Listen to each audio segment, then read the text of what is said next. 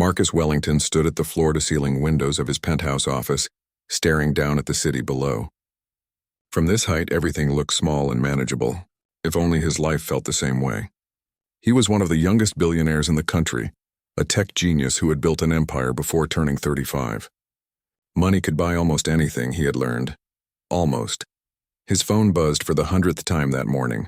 Another business deal, another opportunity to expand his wealth. He ignored it. Nothing felt important anymore. Not since the accident 2 years ago that had changed everything. The car crash had taken his wife, Elena, and left their twin children, Sophie and Lucas, unable to walk. The doctors had tried everything. Surgeries, therapies, specialists from around the world. The twins were 6 years old now, and their small legs remained motionless, confined to wheelchairs that broke Marcus's heart every time he looked at them. He had hired the best medical team money could buy. Physical therapists came to the mansion 3 times a week.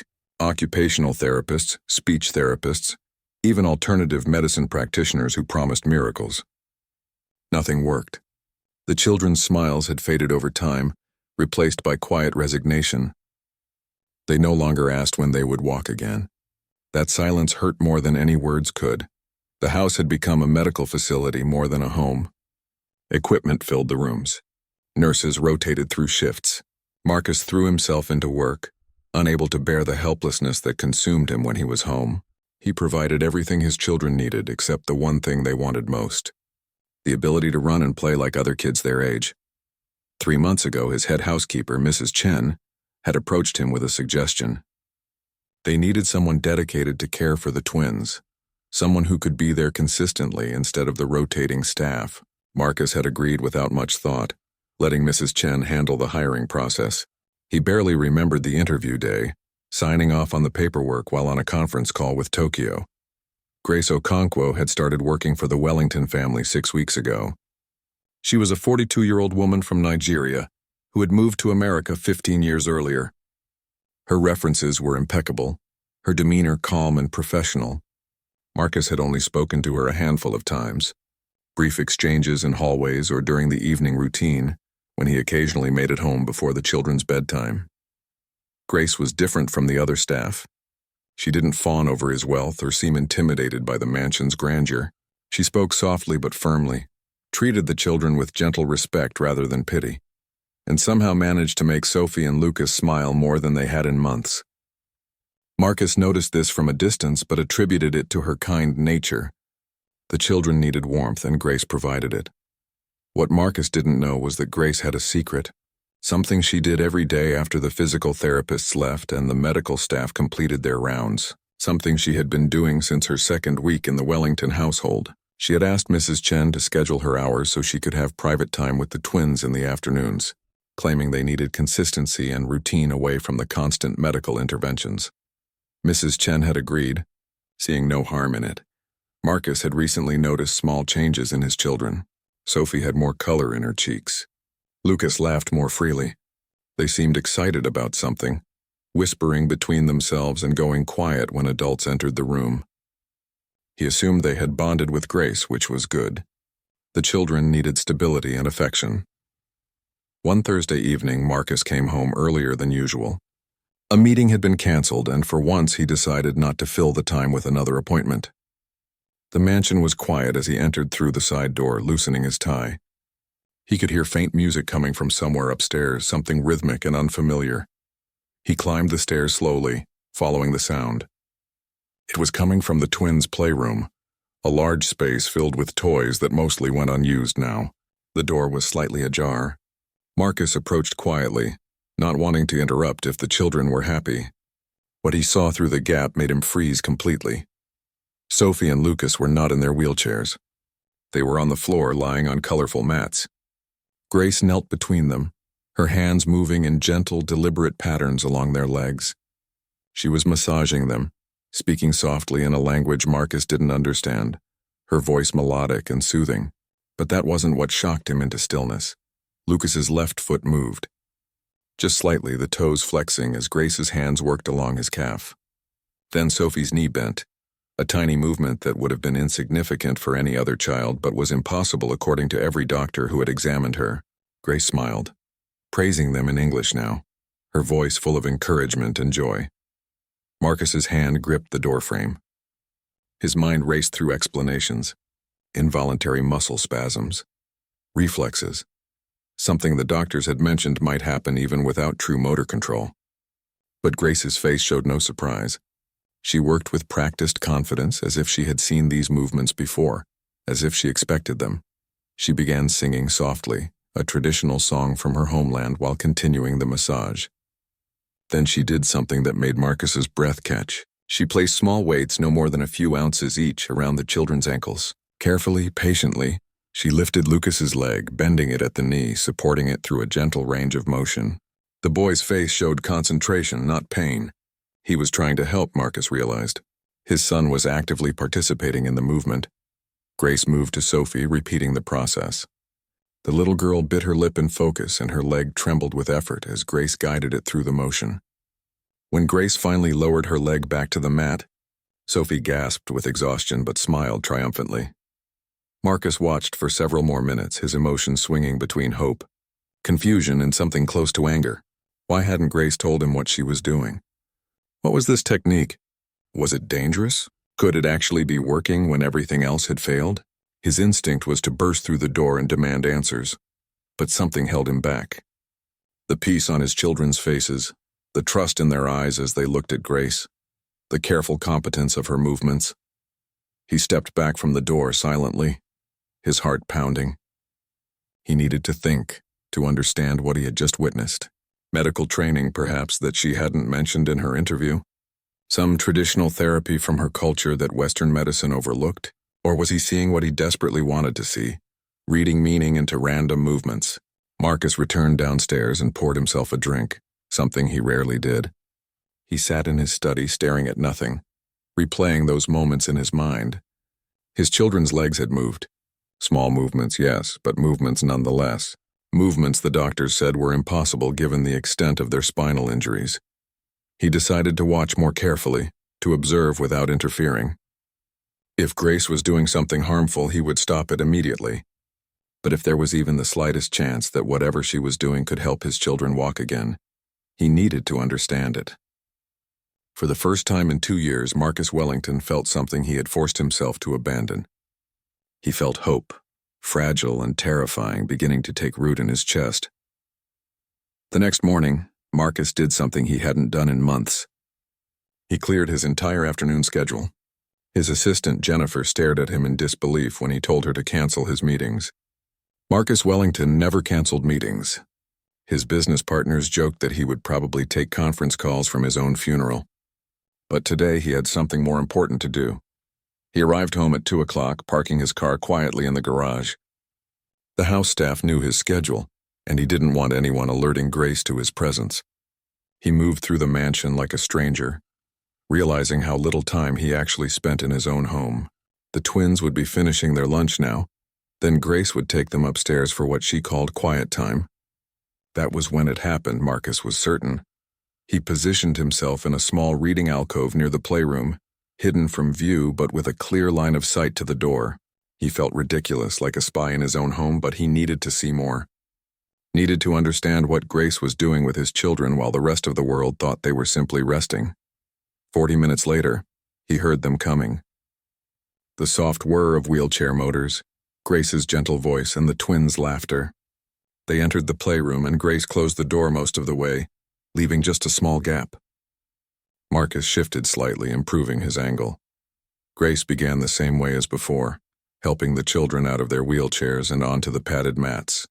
But today Marcus watched from the beginning, seeing details he had missed before.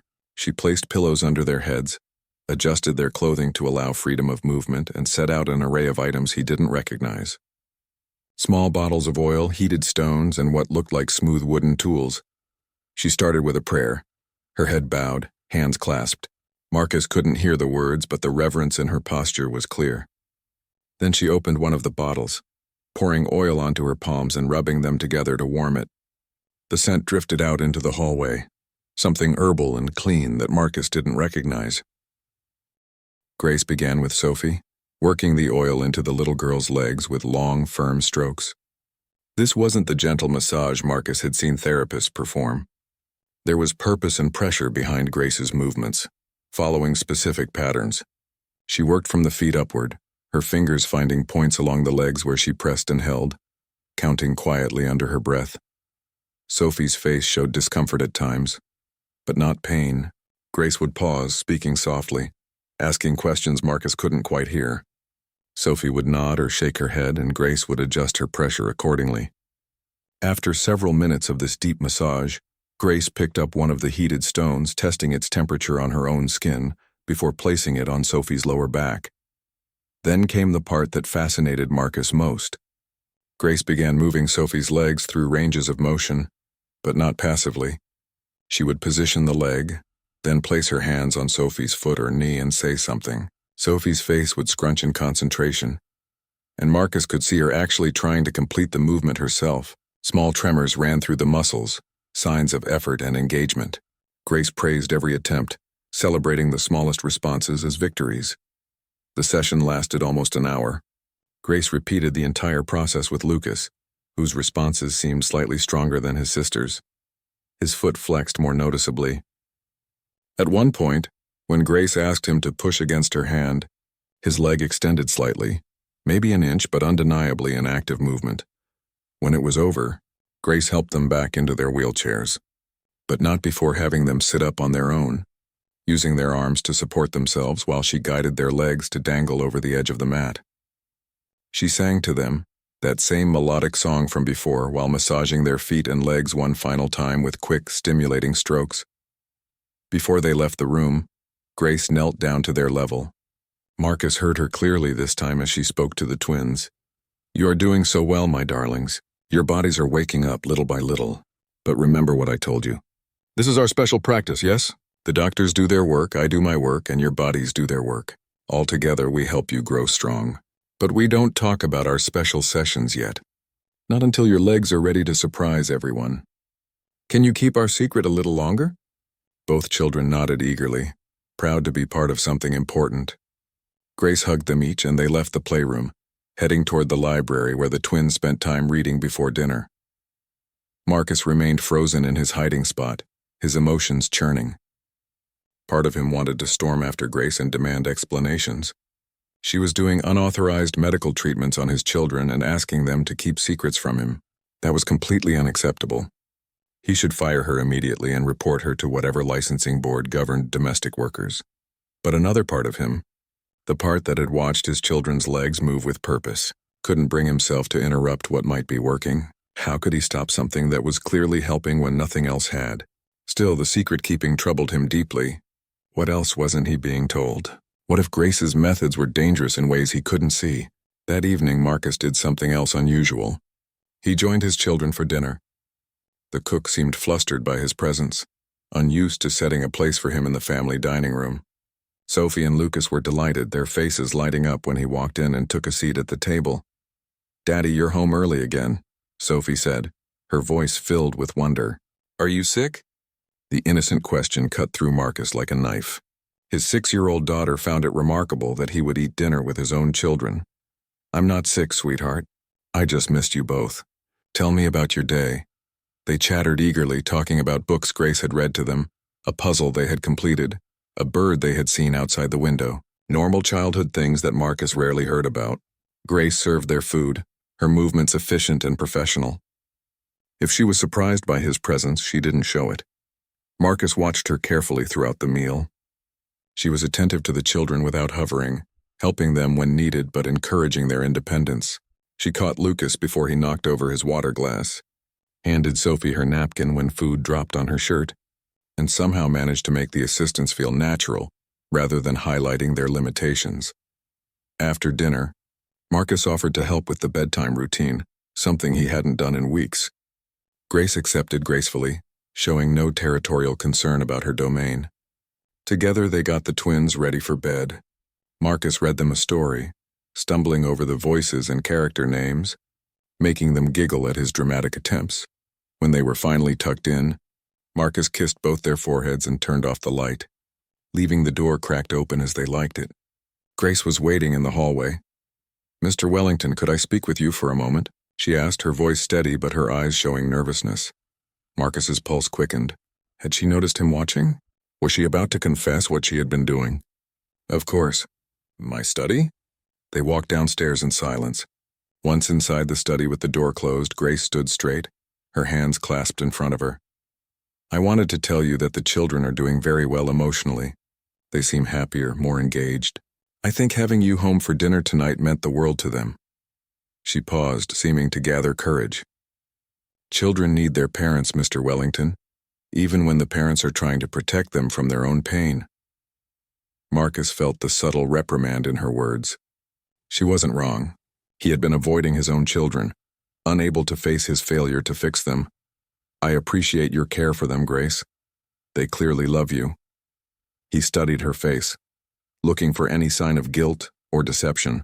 Is there anything else you think I should know? About their care, their progress, anything at all? Grace met his eyes directly. For a long moment, neither spoke. Marcus saw her weighing something, deciding. Then she shook her head slightly. Only that they are stronger than everyone thinks, both in body and spirit. Sometimes we underestimate what people can do when given the right support and belief. She smiled softly. Is there anything specific you wanted to ask me, sir?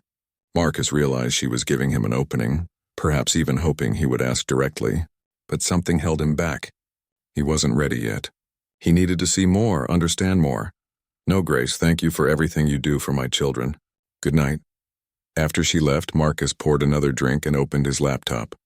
He typed traditional African physical therapy into the search engine and began to read, determined to understand what he had witnessed. The secret couldn't last forever, and Marcus Wellington wasn't accustomed to being kept in the dark about anything, especially concerning his own children. For the next 2 weeks, Marcus became a man obsessed. He rearranged his work schedule, delegating tasks he would never normally trust to others, just so he could be home during the afternoons. He watched Grace's sessions from his hidden spot, taking mental notes of everything she did. The massage patterns, the pressure points, the way she heated the oils, the specific exercises she guided the children through. It was becoming clear that this wasn't random. Grace was following a system, something practiced and deliberate. His internet research had led him down fascinating paths. Traditional African healing methods, reflexology techniques passed down through generations, ancient physical therapy practices that predated modern medicine by centuries. Some cultures believed that the body could heal itself if given the right stimulation and support. Western medicine had dismissed many of these practices, but Marcus found scattered academic papers suggesting that some traditional methods showed promising results where conventional treatments had failed. He also discovered something else. In Grace's employment file, which he had barely glanced at during hiring, there was information he had overlooked. Before coming to America, Grace had worked at a rehabilitation center in Lagos. The facility specialized in helping children with mobility issues, using a combination of modern and traditional therapeutic approaches. She had been there for 12 years before immigrating.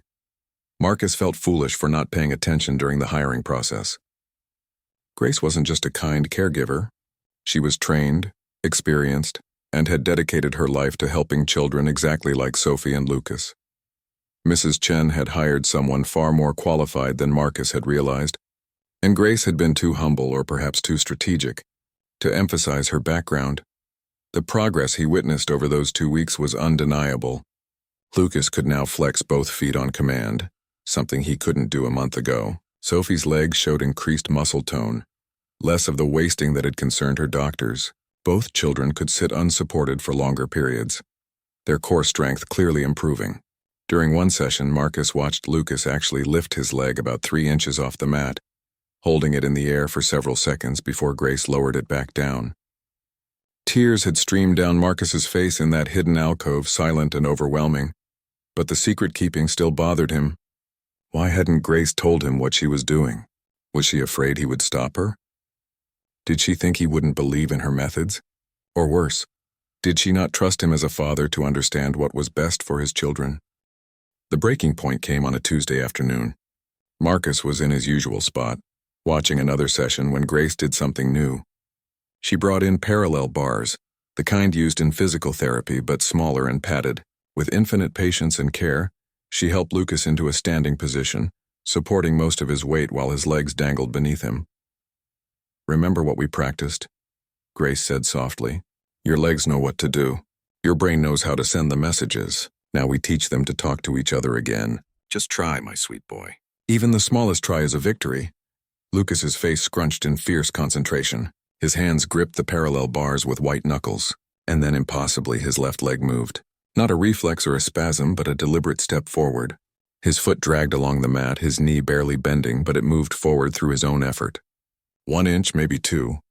Grace caught him as his strength gave out, lowering him back to the mat carefully. But her face glowed with joy, and Lucas was laughing and crying at the same time. I did it. Grace, did you see? I stepped. I actually stepped. You did, my brave boy. You stepped! Your legs are remembering just like I told you they would. We will keep practicing, keep working, and one day soon you will walk. I promise you. Marcus couldn't contain himself any longer. He stood up from his hiding place and walked directly to the playroom door, pushing it fully open. Grace and the children all turned to look at him, their expressions shifting from surprise to fear. Grace's face drained of color. Mr. Wellington, she began, standing quickly and moving protectively in front of Lucas, who was still on the mat. I can explain. How long?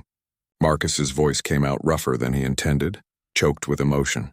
How long has he been able to do that? Grace straightened her shoulders, meeting his gaze directly despite her obvious fear. This is the first time he has stepped with such clear intention. We have been building to this moment for 8 weeks since my second week here. 8 weeks. Marcus ran his hand through his hair, trying to process this. You've been doing secret physical therapy sessions with my children for 8 weeks and you never thought to tell me? Daddy, don't be mad at Grace. Sophie called out from her mat, her voice panicked. Please don't fire her. She's helping us. The doctors said we would never walk, but Grace said they were wrong. She said our bodies just needed to remember how. Please, Daddy. The desperation in his daughter's voice broke something in Marcus. He walked into the room and knelt down beside her mat, taking her small hand in his. I'm not going to fire Grace, sweetheart. I promise. I'm just trying to understand what's happening. He looked up at Grace, who remained standing, her body tense. But I do need an explanation. Now. The truth, all of it. Grace nodded slowly and sat down on one of the small chairs in the room. She took a deep breath before speaking. When I first interviewed for this position, Mrs. Chen told me about your children's condition. She showed me their medical files with your permission to ensure I could handle their care needs. I read the reports from every doctor, every specialist. They all said the same thing. Permanent paralysis, no hope of recovery. I know what the report said, Marcus interrupted. I paid for those reports. Yes, but I also know that doctors can be wrong. In Lagos, at the center where I worked, we saw many children like Sophie and Lucas. Children the hospitals had given up on. Some of them learned to walk again. Not all, but some. We used old methods, traditional healing combined with modern understanding of the body, massage to increase blood flow, exercises to rebuild neural pathways, patience and belief to strengthen the spirit. She leaned forward, her eyes intense with conviction. When I met your children, I saw hope in their bodies that the medical reports missed. Their injuries were severe, yes, but not absolute. Some nerve pathways survived. Some communication between brain and muscle remained. It was faint like a whisper, but it was there. I could feel it in their legs, see it in tiny responses that others dismissed as reflexes. So you decided to treat them without telling me? Marcus tried to keep the accusation out of his voice, but failed. I decided to try something that might help them, yes, and I did not tell you because I knew what you would say. You would call more doctors, ask more specialists, and they would tell you I was giving false hope. They would say traditional methods are unscientific, that I was wasting time. You would stop me before we could see if it worked. Her honesty was brutal and accurate. Marcus would have done exactly that. I am not a doctor, Grace continued. I have no fancy degree from an American university. But I have these hands, and I have 15 years of experience helping children walk. I knew I could help your babies, but only if I had time to work without interference. So yes, I kept a secret. I asked the children to keep a secret. Was it wrong, perhaps? But look at your son, Mr. Wellington. Today, he stepped. Was I wrong? Marcus looked at Lucas, who was watching the adults nervously, his small body still trembling from the exertion of that single step. Then he looked at Sophie, who was holding her breath, waiting for his response. He had two choices.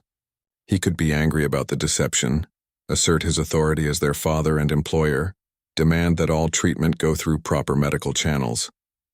Or he could accept that sometimes the rules didn't matter as much as the results, that sometimes the people with the degrees were wrong, and the woman with experienced hands and unshakable faith was right. "Show me," Marcus said quietly. "Show me everything you've been doing. Teach me the techniques. I want to understand it all. And from now on, no more secrets.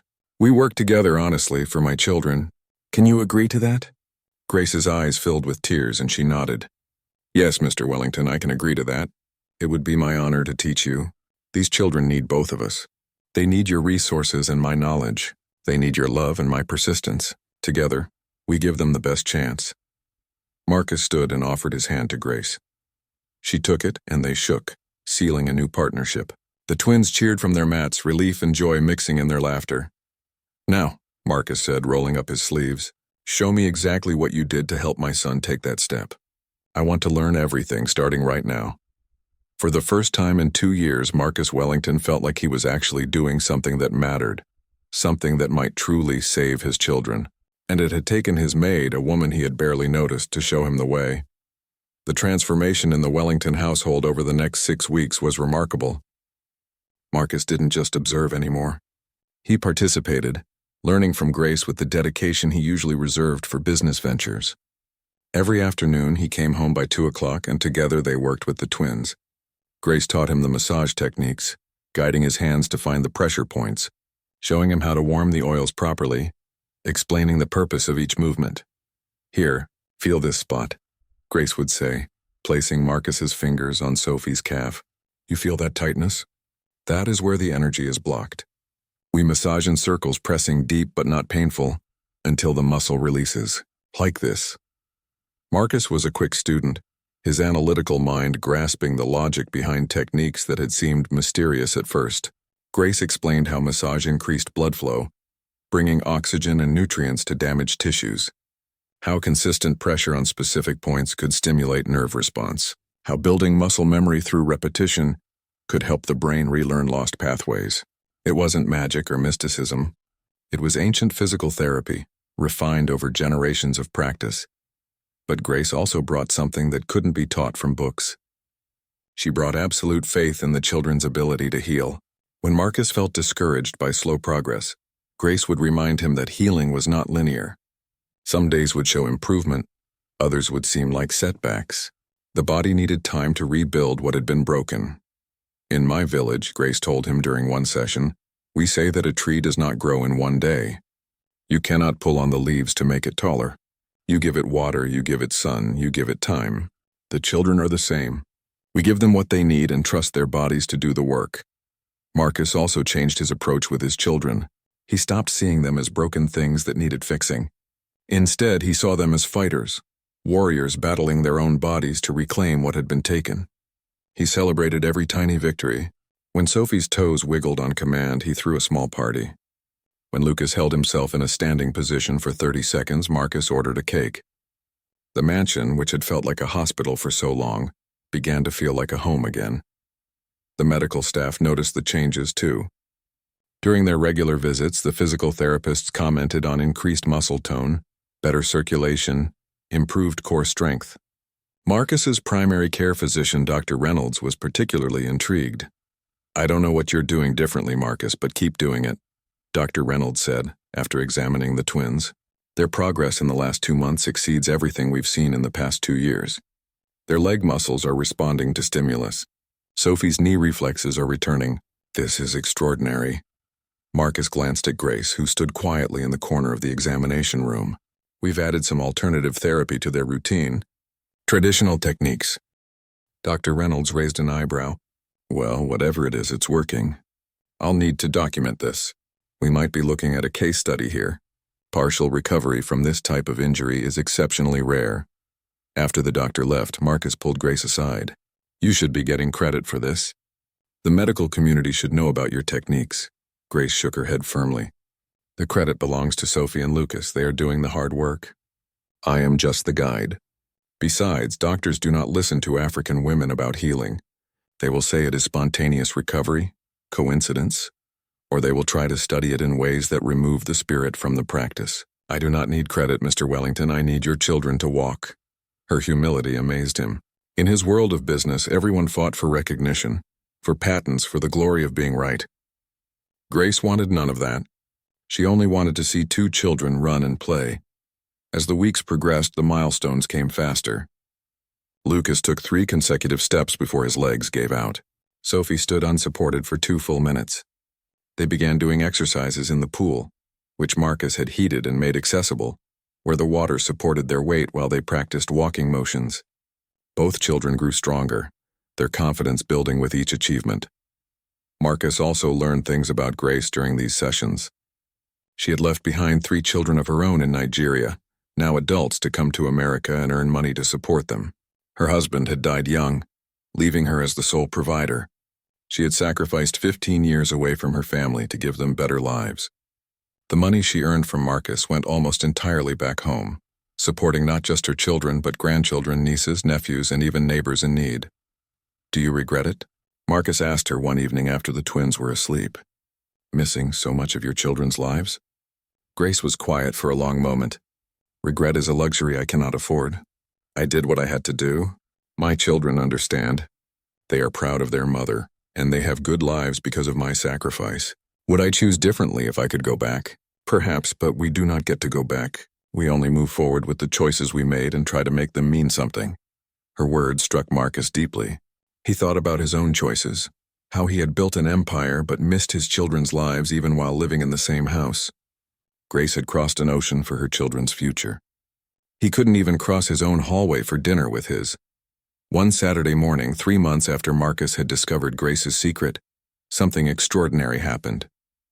Marcus was in his study working on papers when he heard Grace's voice, tight with barely controlled excitement.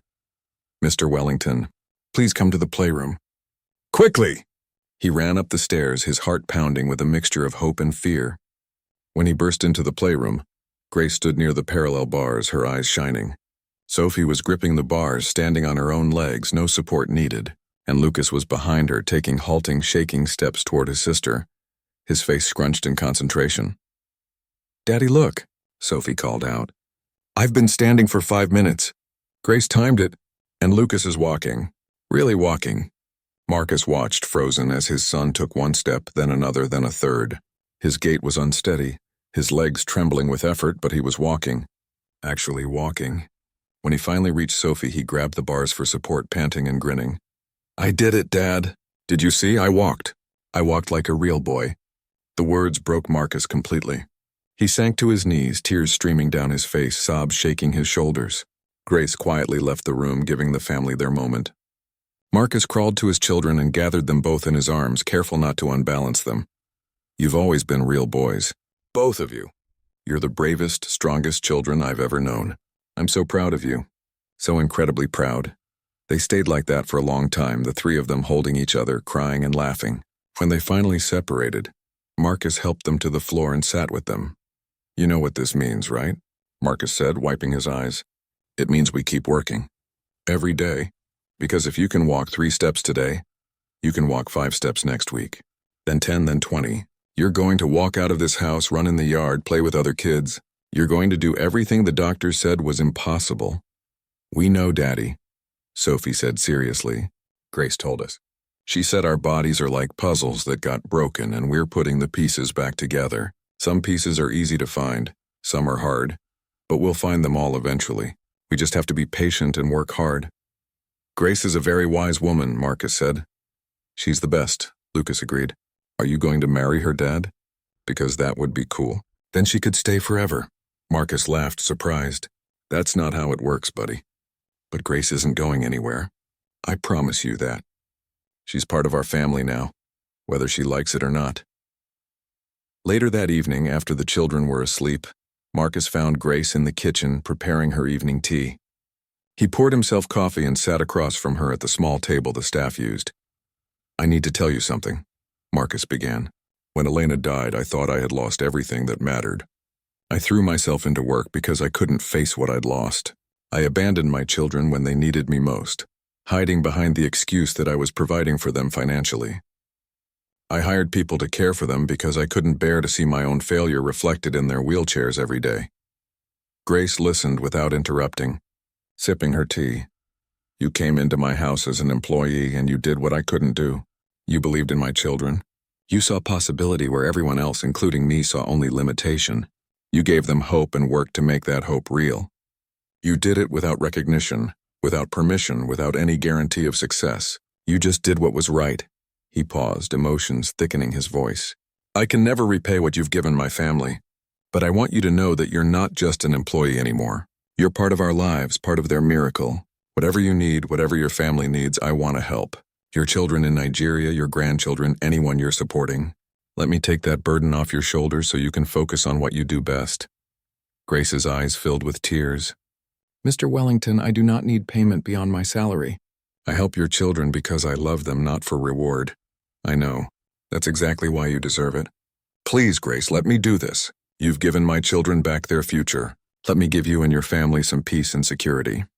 Grace was quiet for a long time, then she nodded slowly. You are a good man, Mr. Wellington. Your wife would be proud of the father you have become. I accept your kindness not for myself, but for my children and grandchildren who can use the help. Thank you. They sat together in comfortable silence, two people from completely different worlds who had found common ground in the miracle of two children learning to walk again. 8 months after Marcus had first discovered Grace's secret sessions, he stood in the backyard of his mansion watching a scene he had once thought impossible. Sophie and Lucas were playing tag, running across the grass with awkward but determined gaits. They fell sometimes, their legs still not entirely reliable, but they would get up laughing and keep playing. Their wheelchairs sat empty in the garage, gathering dust and serving as reminders of how far they had come. Grace sat on a bench nearby, knitting something colorful, glancing up occasionally to make sure the children were safe, but giving them the independence they had fought so hard to earn. Marcus sat beside her, still marveling at the everyday miracle happening in front of him. Do you remember the first day I caught you? Marcus asked. You looked terrified. I thought you were going to run out of the house. Grace chuckled. I was terrified. I thought you would fire me, perhaps call the authorities, say I was practicing medicine without a license. I had nightmares about being deported and never seeing your children walk. I'm glad you didn't give up. Even when I confronted you, you stood your ground. You fought for them. They were worth fighting for. Grace nodded toward the children. Look at them now, running, jumping, living. This is what children should do.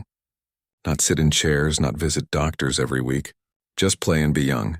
The progress had not been smooth or quick. There had been setbacks, days when the twins couldn't stand as long or walk as far. There were tears and frustrations, moments when even Grace's faith had wavered slightly. But slowly, steadily, the children had improved. Their doctors were astounded, talking about unprecedented recovery, neural plasticity, the resilience of young bodies. They wanted to write papers, present findings at conferences, study Grace's techniques. Marcus had protected Grace from most of that attention. He set up a foundation, the Sophie and Lucas Wellington Foundation for Childhood Mobility, and hired researchers to study traditional healing methods from around the world. Grace became a consultant, sharing her knowledge on her own terms, teaching others her techniques but keeping her focus on the two children who mattered most to her.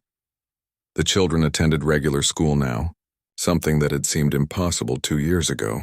They still worked with Grace every afternoon, maintaining their strength and continuing to improve. Lucas could run for short distances without falling.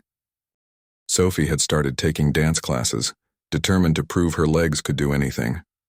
They both faced challenges and prejudice from people who didn't understand their journey, but they faced it together, stronger for everything they had overcome. Marcus's relationship with his children had transformed completely. He left work at reasonable hours now almost every day. He attended their school events, helped with homework, read bedtime stories. He had hired a president for his company to handle daily operations while he focused on being present in his children's lives. His colleagues thought he had lost his mind. His accountants worried about his reduced involvement. Marcus didn't care. He had learned the hard way what actually mattered, and it wasn't stock prices or quarterly earnings. His relationship with Grace had evolved as well. She was no longer an employee. She was family, an aunt to the children, a trusted friend to Marcus. He had followed through on his promise to help her family. Her children and grandchildren in Nigeria now had secure housing, access to good schools, and money for their futures. Grace video called them every day, watching her grandchildren grow up even from thousands of miles away. She cried during those calls sometimes, missing them desperately, but she stayed with the Wellington family because Sophie and Lucas still needed her. One evening in late autumn, Marcus received an unexpected phone call. It was from Dr. Reynolds, the physician who had been documenting the twins' recovery. "Marcus, I'm calling with something rather extraordinary," Dr. Reynolds said. "I've been presenting Sophie and Lucas's case at various medical conferences. The response has been overwhelming. I'm getting contacted by families from around the world, children with similar injuries to your twins. They want to know about the treatment protocol, about Grace's techniques. Some are asking if Grace would consider treating their children." Marcus felt a complicated mix of pride and concern. That's wonderful that people want hope for their children, but Grace can't treat everyone. She's just one person. I understand that. But what if we could train others? What if Grace's knowledge could be systematized, taught to physical therapists worldwide? We could help thousands of children, Marcus, maybe more. After the call ended, Marcus sat in his study, thinking. This was bigger than his family now. Grace had the knowledge to change countless lives, but she was just one woman with 2 hands and a big heart. The question was whether she would want to share her gift on such a large scale. He found Grace in the twins' room, reading them a story before bed. After the children were asleep, he invited her for tea and explained Dr. Reynolds' call. Grace listened quietly, her expression thoughtful. When Marcus finished, she was silent for several minutes before responding. "For years I worked at the center in Lagos, helping children one at a time. It was good work, important work. But I always wished I could do more, reach more children, save more families from heartbreak. When I came to America, I thought those days were behind me. I thought I would spend my years caring for rich families, earning money, nothing more." She looked at Marcus with those wise, kind eyes. "But God had different plans. He brought me to your children, gave me the chance to use my skills again, reminded me of my purpose. Now you are saying I could help not just 2 children, but thousands. How can I say no to that? It would mean traveling, training others, being away from Sophie and Lucas sometimes. They would miss you terribly." Grace smiled. "They are walking now, Marcus, running, playing, living normal lives. They will always need their afternoon sessions, but they do not need me every moment anymore. You have learned my techniques. Other therapists can continue their care, and I would not be gone forever, just teaching others so they can help children in their own communities. You're sure about this?" "I am sure that I was given knowledge for a reason. To keep it to myself would be selfish. If I can teach others, if I can help start programs that save children from wheelchairs, then I must do it. This is my calling, Marcus. I feel it in my heart." Over the next several months, plans took shape. The foundation Marcus had created expanded its mission. They brought in physical therapists from around the world to train with Grace. She taught them not just the technical aspects of her work, but the spirit behind it, the belief in possibility, the patience to work slowly, the love that saw past limitations to the person underneath. The twins understood that Grace would be traveling sometimes. On the day she left for her first training trip to teach therapists, in California, they made her a card covered in crayon drawings of children walking and holding hands. "Teach them good, Grace," Lucas said seriously. "Other kids need to walk like us." "Make them believe they can do it," Sophie added. "Like you made us believe." Grace hugged them both, tears streaming down her face. "I will teach them everything I know. And I will come back soon to see you run even faster. Deal?" "Deal." Marcus drove Grace to the airport that day. As they said goodbye at the departure gate, Grace took his hands in hers. "Thank you, Marcus Wellington, for giving me the chance to help your children, for trusting me even when you had every reason not to, for believing that sometimes the answers come from unexpected places.